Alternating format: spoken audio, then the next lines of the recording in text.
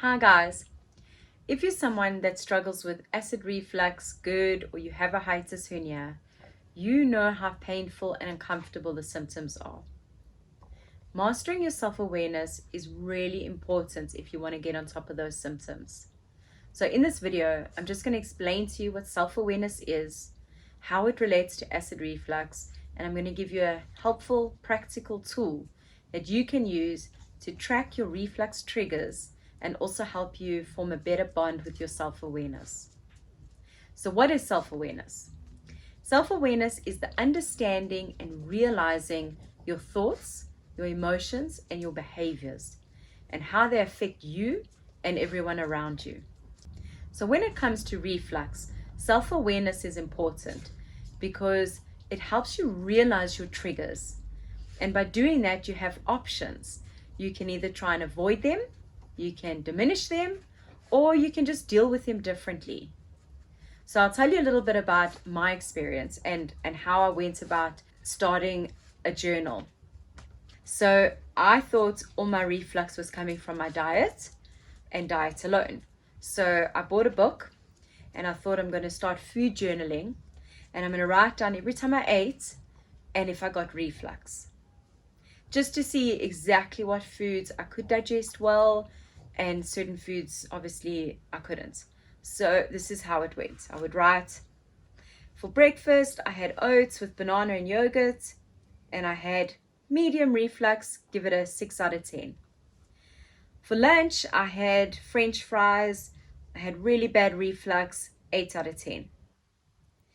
Today I had an ice cream and I had horrendous reflux, 9 out of 10. And then I would write something about having a burger, 6 out of 10. And then something really interesting happened.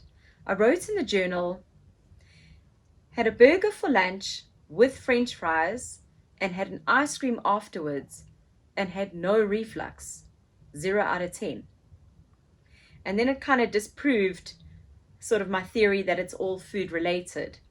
So I had to write a little bit more than just that because I had to make sense of it. So then I thought, well, okay, where was I when I had that meal? Okay, I was at a restaurant with friends having a good time. So it's something to do with that perhaps. So I wrote it down. And then I would carry on writing about food. I would write popcorn, reflux, 5 out of 10.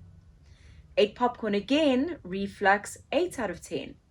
What did I do differently then? I noticed I was lying down, so maybe that played a role versus sitting upright. And then I would write, ate popcorn, I really love popcorn, reflux, 1 out of 10. And that time I was at the movies, again, just having fun. So I started to track and realize that there were certain people, situations, and events that would make my reflux worse. So it wasn't just always about the food I ate. So after journaling for a while like this, I was able to put a list together and say, okay, these are 100% my triggers. And it's really powerful if you can do that. I'll tell you what my list was, but just keep in mind, this is my list. It's not really a blueprint that you should go now and take it that these are your triggers. But I definitely discovered that in the beginning, a high-fat diet was giving me reflux because fats are a little bit harder to digest. Also things like if my clothing was too tight, I would have reflux worse. If I didn't sleep well, the next day, my reflux, it doesn't matter what I ate, I would just have reflux. Certain situations or places. So if I would go grocery shopping, I would walk into the grocery store and I would just start getting reflux. Something about the anxiety of it just straight away gave me reflux. And what's also great about finding out what your triggers are, you can also find out what aren't your triggers. So you might have heard online, don't eat dark chocolate, don't eat chili or spicy foods. I, funny enough, don't get reflux from those things. So then you also know, okay, well, for me, I can eat chili. It's not a problem. So I'm definitely not saying that you need to become a vegetarian on a low-fat diet and always eat at restaurants. That's not the point. What I'm trying to say is just find out what your triggers are, because then you've got options. Triggers that you can easily remove from, maybe from your diet, remove them temporarily. So for instance, ice cream. I didn't eat ice cream for about 6 months just because I knew my body was battling to digest that high fat content. So I cut that out, and I substituted eating pastas for rice because I found it was far easier to digest rice than pasta. But like I say, hopefully it's just temporarily. These days I eat ice cream, pasta, in moderation, and it's fine. There's no problem. But it's just while you're healing that you should consider what you can remove so that you can heal. And then there'll be triggers that you can't just simply remove. Okay, so this might be something like answering emails, or your job, or your boss. Certain people just might give you reflux in those situations. And then you have 3 options for triggers you can't remove. Option 1 would be to change your mindset. So, or enter with caution. So let's say it's answering emails. Instead of just straight away diving in and answering emails and getting flustered and reading them and working yourself up, go into it with caution, mindfully, and maybe do a few deep breaths before you start. And keep in your mind, this is a trigger, and just go into it slowly. Straight after answering the emails, maybe have a system where you go walk around the block, or do something that just relaxes you and gets you out of that fight and flight state. Otherwise, approach things with a bit of humor. So if something really sets you off and makes you anxious, put a bit of a humorous twist on it. If it's a person, picture them naked. Just find another way to view your situation. So instead of seeing it as this fight and flight, you can just respond to it differently. Don't let it affect you in the same way it normally does. The second option is just to acknowledge how you feel in that moment. So sometimes all your physical body wants you to do is just to acknowledge what you're feeling and give that feeling a name.